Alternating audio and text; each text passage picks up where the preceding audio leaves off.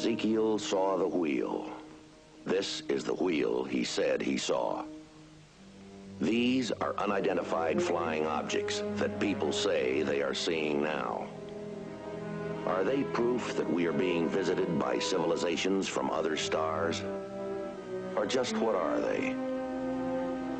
The United States Air Force began an investigation of this high strangeness in a search for the truth. What you are about to see is part of that 20-year search.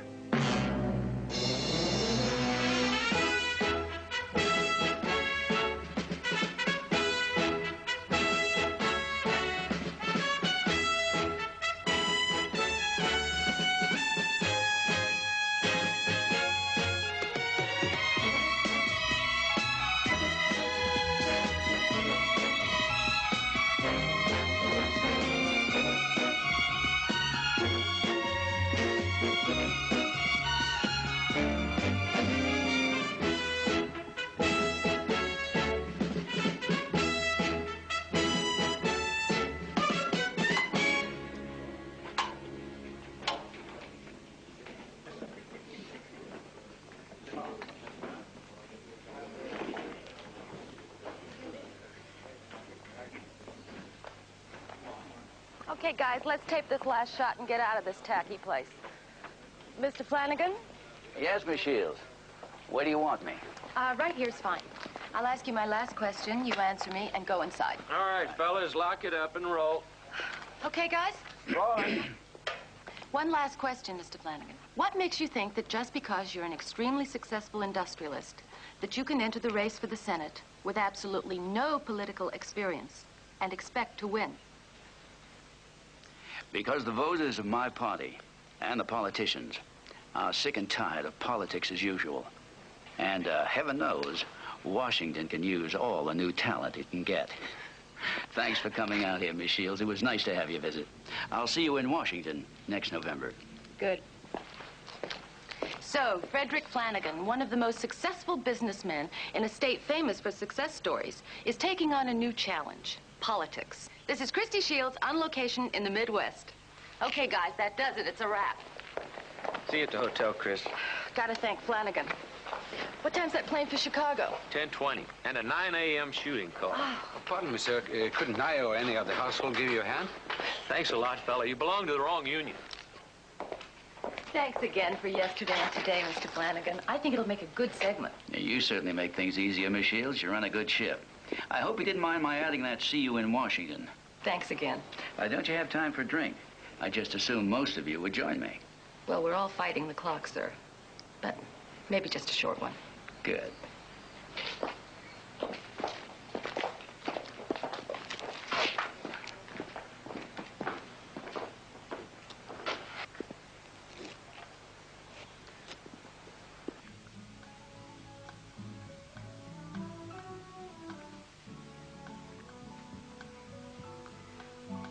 Keep that up and I'll interview you every other day, Mr. Flanagan. I'm all for it. Did you ever interview anybody before breakfast? You know, I couldn't stay even if you promised me an exclusive on what your platform will be. Why should I do you a favor? You won't even stay for breakfast.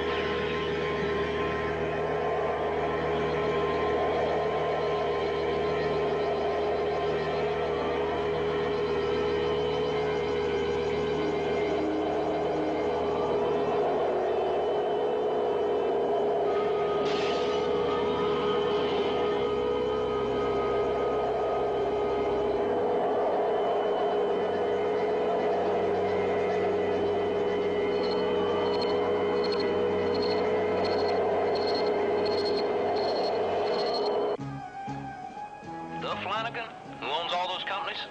Yeah. Carl Youngstrom has been with the Flanagan family practically all his life. Gardener, carpenter, handyman, sober, churchgoer, respected. But no corroboration. No other witnesses. Maybe some when we get there in the morning. Radar reports in yet? I requested coverage within a 500-mile radius. What about Canada? Wasn't too far from the border. I'm picking those up from NORAD. We'll have the U.S. and Canada both.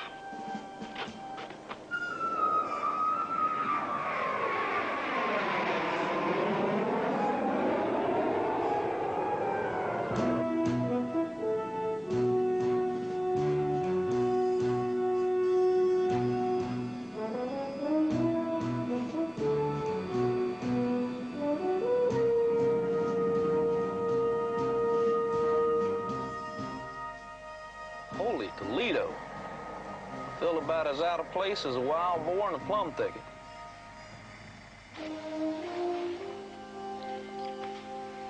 Now, if I'm in the way at all, Major, Not at all, sir.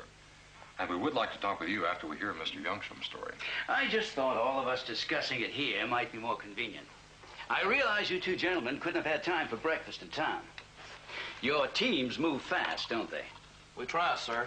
It helps when we have so much cooperation. Mr. Youngstrom, can you tell us in your own words exactly what happened last night?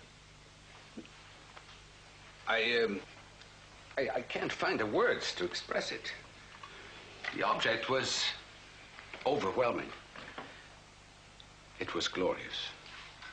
Why don't you start 10 minutes before anything unusual happened?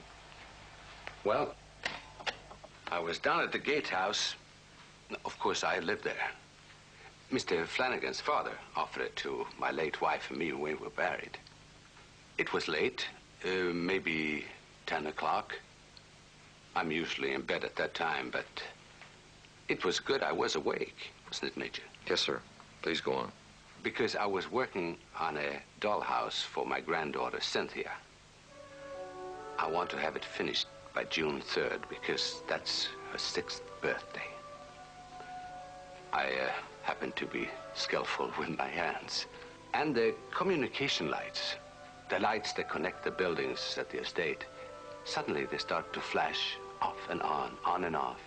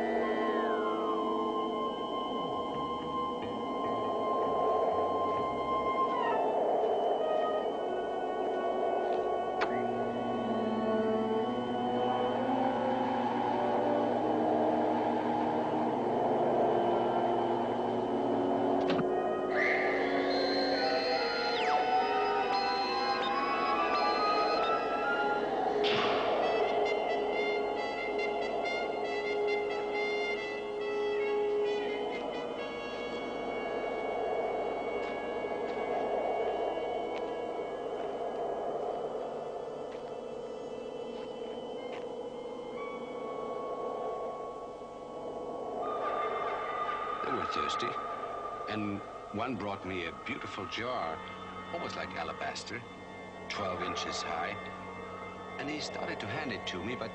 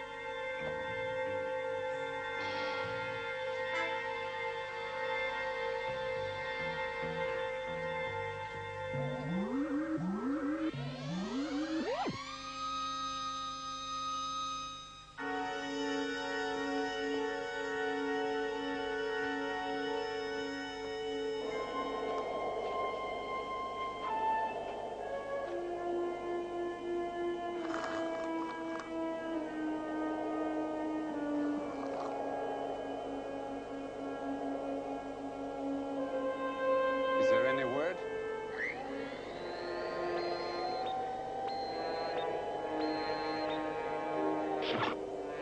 What?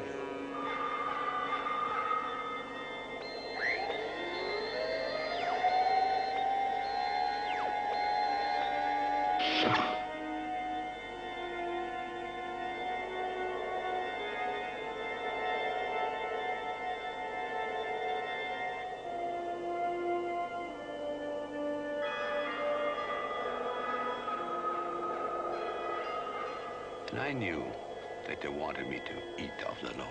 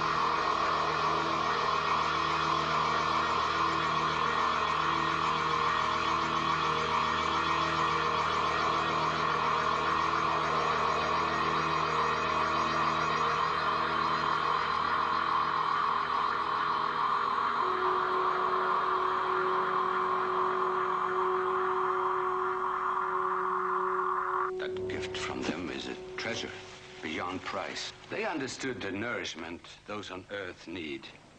Tasted like a simple bread. Mr. Youngstrom, you mind if we take a sample? Of course not. I feel they were offering this to mankind. Mr. Youngstrom, could you show us exactly where all this happened? Of course. As long as it doesn't take too long. Because today is the day I visit my daughter at Island Lake. And she expects me for noon dinner, and of course I would like to tell her. We'll make it as quick as we can, sir. Yes, as I told you, it started at the gatehouse. Harry, I'll catch up with you two. Yes, sir. Carl, use the station wagon. And give my best to Helga. I do thank you, sir. Tell me, Major, have you ever investigated a UFO sighting like this? No, sir. Not where the subject was approached by the alien and left tangible evidence. Then this is unique. If Mr. Youngstrom has experienced everything he's told us, there are certainly unique aspects. Major, are you saying you doubt his word? There are corroborations to be made or not made. We'll have to send this sample off to the lab before we know for sure. Do I hear a note of cynicism, Major? No, sir. Just an honest attempt to find the truth. To explain what I honestly believe Mr. Youngstrom is convinced he saw. That's all I'm asking, Major. Let me walk you to the door. I can find my way, sir. I blazed a trail every 100 yards.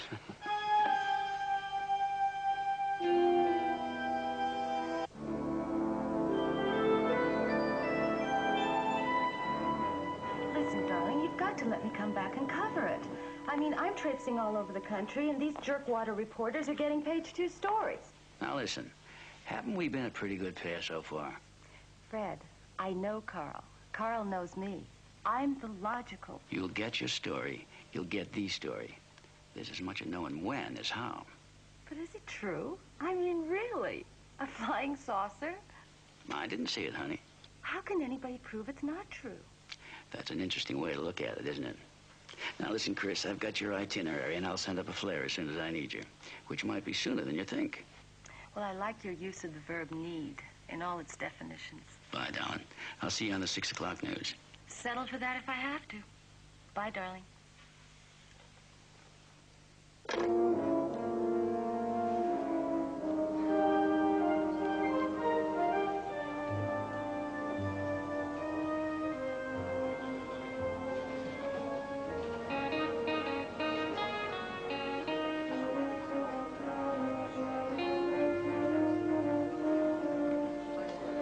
Major Gatlin, they've been trying to reach you. Your office at Wright-Patterson Field, Dayton, Ohio? When? 15 minutes ago. You want me to get him back? Please. You can take the call right there. Thank you. You know, Major, I've been thinking. I won't report you. How many investigations we've been on these last 5 years? Oh, 700 or 800, I guess. 753. And how many Sundays have we spent in some little burg where if they do have a decent restaurant, it's closed? They never have the right funny papers, and the movies are at least 2 years old. 752. Who's counting? Foreign Technology Division. Libby Burden speaking. I've got your call, Major. Hello? Oh, hi, Major. That lab report came in on the Carl Youngstrom cake or bread or whatever it is. Okay, Libby, let's have it. Okay, we have completed our examination of the material submitted with your telex of May 18. Microscopic analysis shows the presence of hydrogenated fat, starch, wheat, bran, soybean, and buckwheat hulls with a small amount of disaccharides.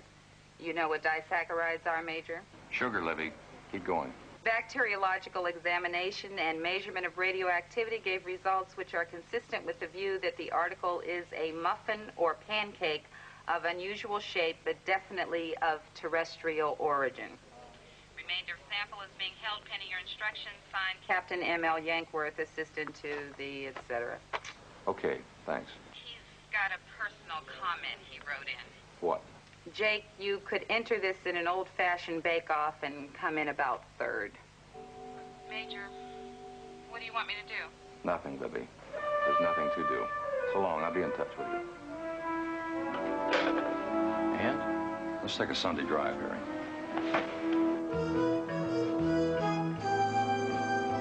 That nice old guy doesn't have any reason to make up a pipe dream like that. He's not looking for publicity. In fact, I think this whole thing is beginning to bug him a little. He didn't make it up. He believes it really happened. But how? He doesn't drink. I hope I'm as healthy as he is at his age. Like the first rundown said, sober, church-going, honest, faithful, and true. Mr. Eagle Scout. Why, Mage? That's why they're paying us, Sergeant. Listen, I'm all ears. I admit it. Objectivity and all that. Sure, no value judgments, okay? But listen, I'm on old Carl's side. Of all the subjects we've ever talked to, I think Carl's as straight as a string. I think he's for real. Okay, sound prejudice, okay? Keep talking.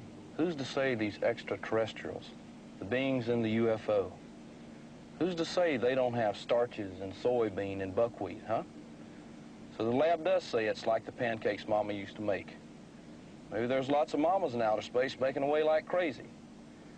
All I'm saying, Mage, is one loaf that a test tube says is buckwheat does not make Carl Youngstrom a liar.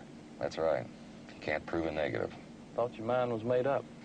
We're still missing something. I don't even know what to look for. I can't smell it or taste it or see it, but I can feel we're missing something. Something we missed because it's right in front of our eyes.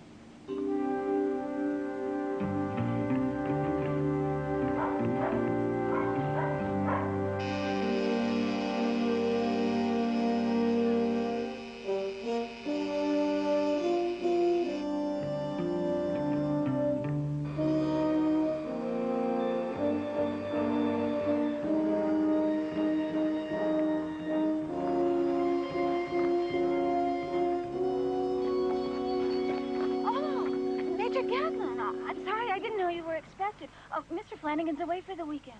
Well, actually, we wanted to talk to Mr. Youngstrom. Oh, he's with his daughter over at Island Lake every Sunday afternoon. Is it urgent, Major? Could we reach him by phone? Helga doesn't have a phone, but it's only 20 or 30 minutes drive from here. It's very pretty. You'd enjoy it. All right, then. Can you please tell us how to get there? Helga Oldberg. Their house is on the other side of the lake, 1222 Lakefront Terrace. Thank you very much.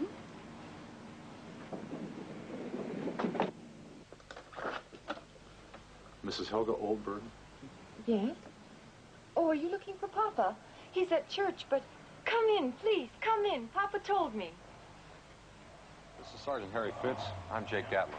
Yes, Major Gatlin. Please, come in and sit down, gentlemen. Oh, Papa's told me all the interviews you've had with him. You just missed him. Please, sit down. We don't want to impose on you, ma'am. Impose, don't be silly.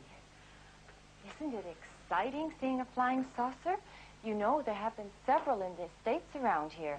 But Papa, with his own eyes. I've been baking, which means you're just in time for some cookies, right from the oven. Butterscotch or oatmeal, which? Well, that's very kind of you, Mrs. Oldberg, but, Helga, which? butterscotch, please. Oatmeal, please, ma'am. Tea or cocoa?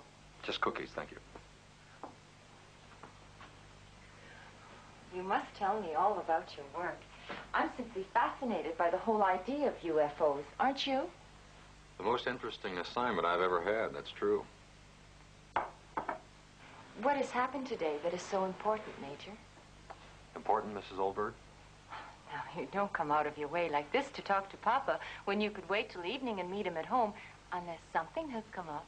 Oh, our people back in Ohio had a little piece of information. We just wanted to check with your father. Oh, like confirmations from radar stations? Were there any signals at all that night? You seem to know quite a bit about this subject, Mrs. Oldberg. Helga. And just because we live in the sticks doesn't mean we don't read newspapers and books and keep up with things, now does it?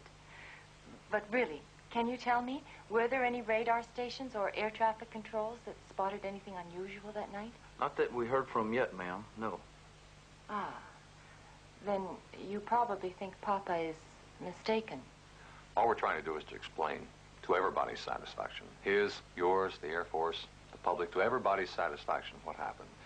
And sometimes we can't. We admit that. And that's what unidentified means. But it's not often we get a bonus like this. You're quite a cook. Thank you. Have some more. You say you bake butterscotch and oatmeal cookies, ma'am? Helga? Those two are my specialties and Papa's favorite. You ever made any buckwheat cookies? Oh, I don't think I've had buckwheat flour in the house for years. Why? Oh, nothing. Just one of those things I remember from when I was a little kid that you don't hear about much anymore. You didn't inherit your baking talents, did you? Mr. Youngstrom's a baker and a cook as well as an expert carpenter? No, Papa doesn't cook. Now, really, why are you asking me these innocent questions? They're important, believe us. If you ask me straight out, gentlemen, I will tell you anything I know, anything about Papa. No, he does not cook. No, he does not make cookies. He has not done any carpentry work for years and years. He's the head gardener at the estate. You've been very courteous and considerate, and we appreciate it. And we're not trying to trick anybody into anything, believe me. I meant the carpentry as a compliment to your father. We saw that wonderful dollhouse he's making for your daughter, Cynthia. I don't understand. How would Cynthia come into this? Well, he just happened to mention that the dollhouse he's making is for his granddaughter, Cynthia. It's amazing workmanship. For her birthday, ma'am. June 3rd, isn't it? Forgive me, I'm sorry. I'm sorry if we've said anything to upset you. No, it's just a shock to me. I didn't know anything about it. You see, Cynthia and her father, Cynthia and Edward, were drowned last summer.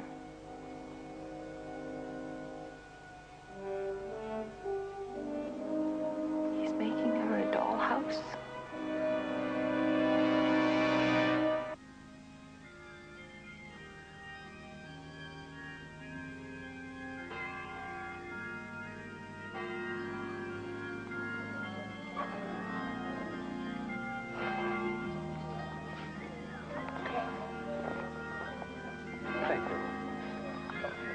Where's Mr. Youngstrom? Don't leave yet.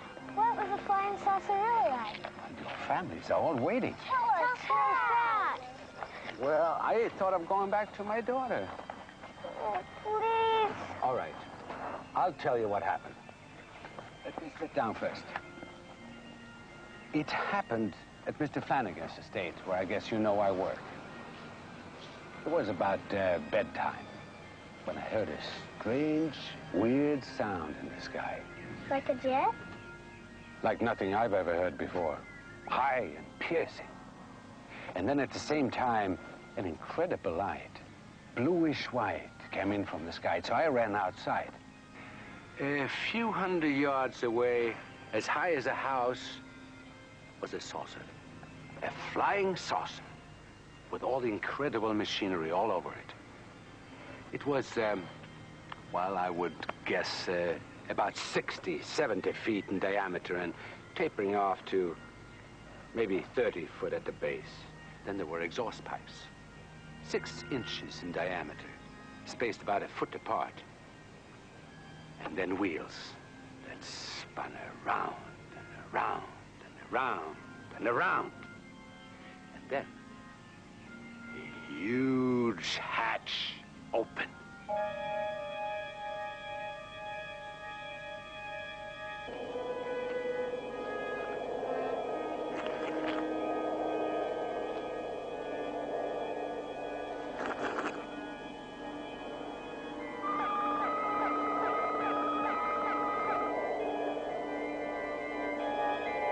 And then they invited me into their spaceship.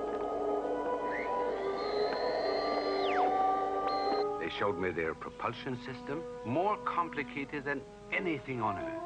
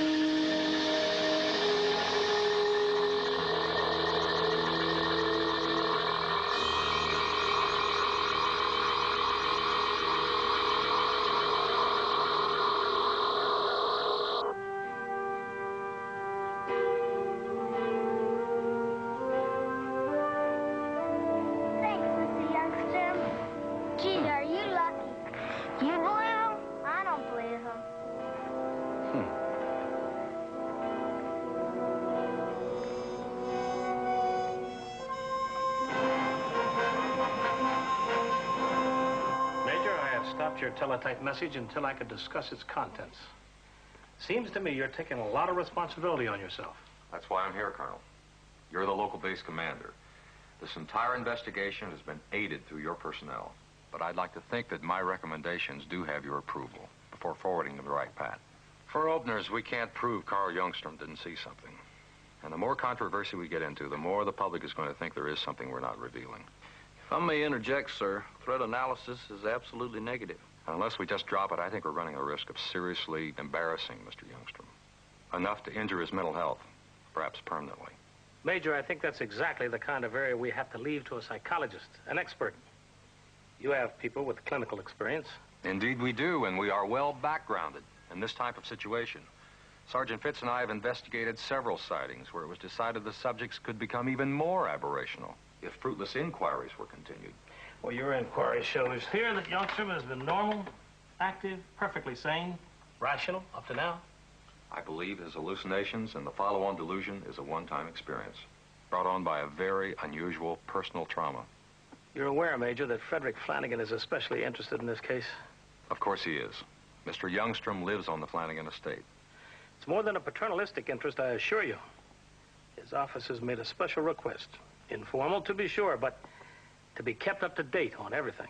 Sir, I found Mr. Flanagan to be very understanding. And personally, I think he's intrigued by the story, and he didn't put much stock in it. So I can't see how his interest is pertinent to us. Major, this is your baby. Okay. I'll let it go. Thank you, sir. Ops immediate. Yes, sir. Gentlemen?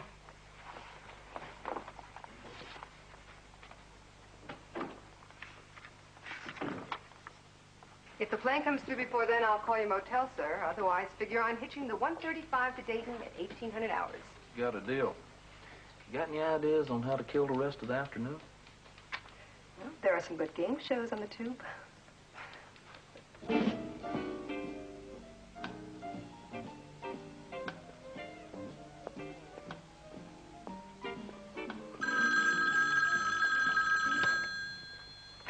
Major Gatlin. Who? Christy Shields, Major. I'm calling for Frederick Flanagan. Yes, that Christy Shields. Major, Mr. Flanagan called me from the airport and asked me to invite you and Sergeant Fitz to meet him at his house. Well, if you leave the motel right now, he'll arrive when you do. Miss Shields, that's awfully short notice. We're scheduled to take off early tonight for Dayton. Yes, you're flying out at 6 p.m. on a military air transport. You'll have plenty of time. It is essential that you meet with Mr. Flanagan. Well, if it's essential, we'll be there. Good. Miss Shields? Yes? Am I to infer that you'll be there, too? Well, that's a very reasonable assumption. Then this is some kind of media coverage. Well, a lot depends on what you have to say, Major. But it's certainly on the record. I see. All right, 20 minutes. Goodbye, Major.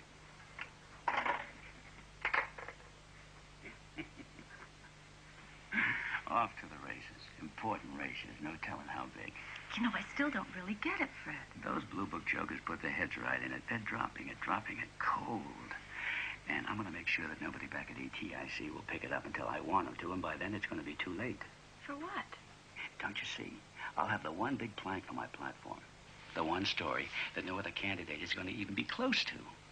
Who's covering up on UFOs? Why? How dare the military keep us civilians in the dark? It's perfect. I'll take on the armed services and the Pentagon, and I'll keep them on the defensive all through the campaign. Oh. You think I might get an exclusive or two on that, Senator? I think that's a very reasonable assumption. Hey, say that again, will you? Say what? Senator Flanagan.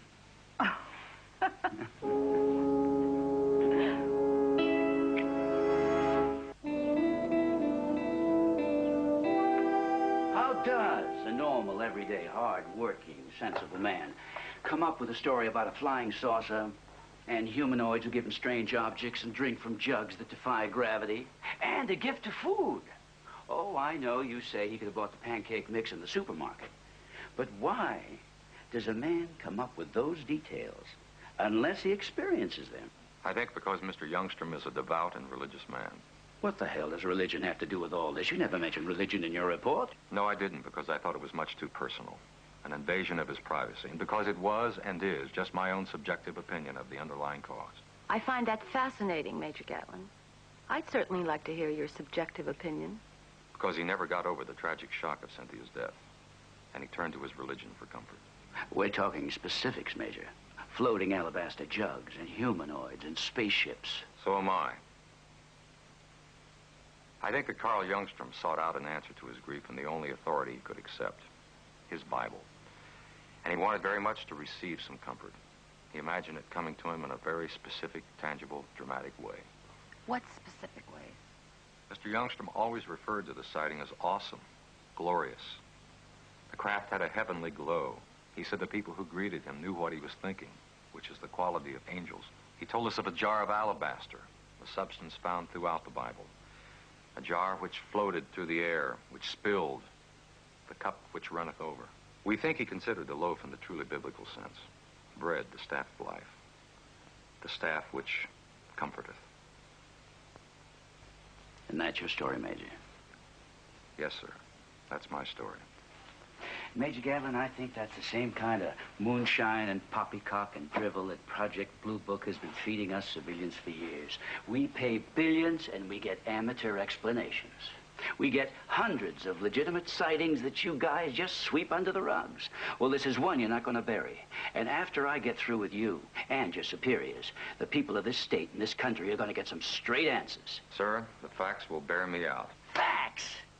You spout off religious soap bubbles. You accuse a man whose father worked for my father, a man I know like a member of my own family. You're accusing Carl of being a religious wacko. No, sir, just being deluded. You knew he was deluded. I knew. All I know about Carl is he's as sensible as I am. That's not strictly true, sir. Are you calling me a liar? No.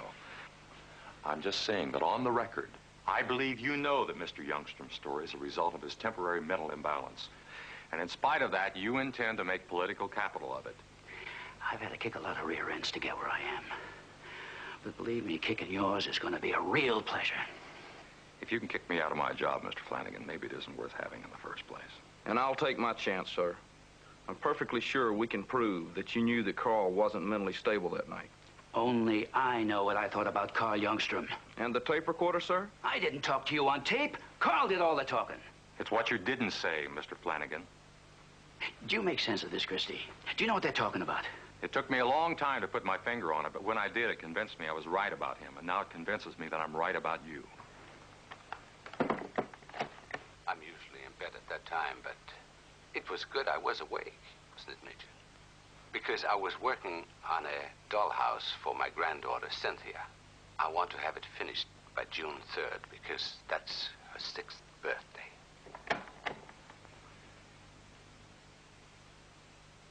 You see, Mr. Flanagan let that go right by. He knew that Cynthia wasn't alive.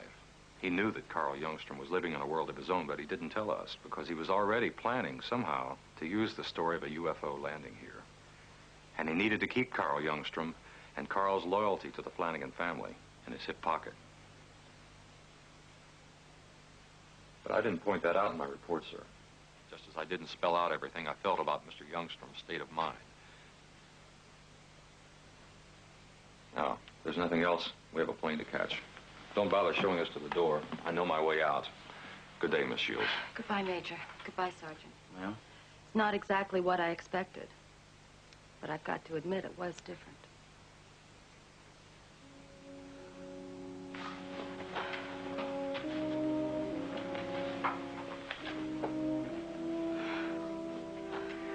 What the hell? It was a great opportunity. You're gonna grab these chances in my business, right? Nobody in the whole wide world will know except those two, and they'll never open their yaps. Come on, honey. Let's have a drink and forget it. So I lost one. Wrong, Fred. You lost two.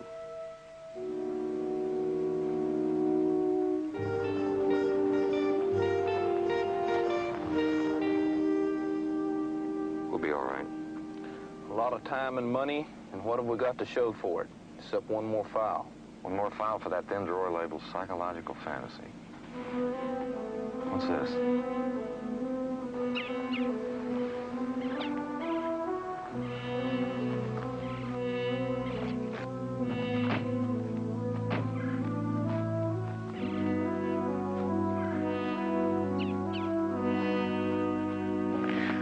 Pardon me, Major Gatlin. I have to talk to you away from the house. Sure, Anita. What? Carl's in trouble, isn't he? No, he's not in any trouble. I have something to tell you. All right. I saw it, too. Why didn't you tell us before, ma'am? So many people doubted Carl, and I thought you didn't believe him either. But now I'm the only one he can count on to make people believe him. Carl never said that you two saw it together. I was downstairs in the kitchen having a glass of warm milk. I couldn't sleep. And I looked out, and I saw it land. And I saw Carl run out.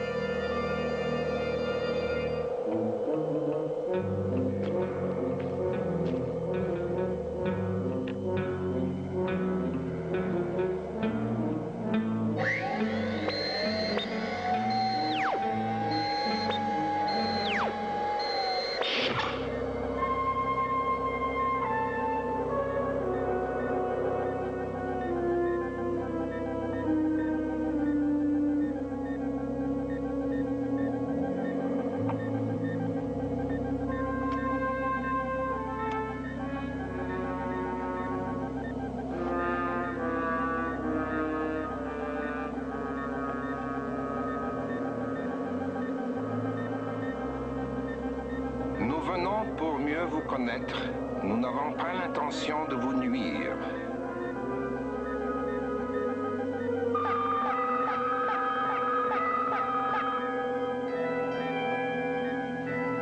Wir sind gekommen, mehr über euch zu erfahren, fürchtet nichts. Мы приехали сюда, чтобы вас знать лучше. У нас добрые намерения.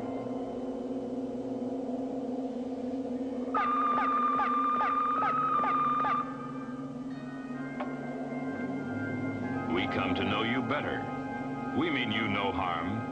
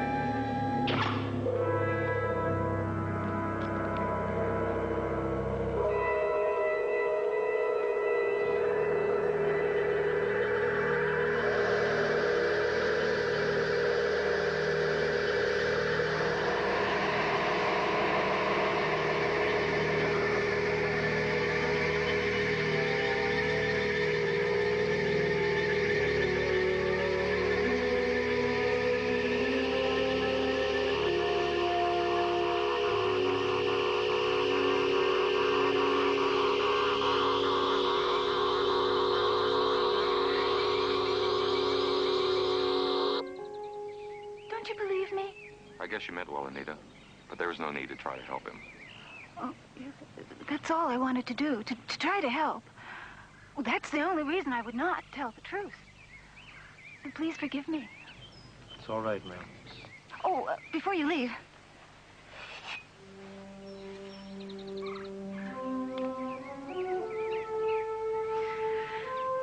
I did bake the bread.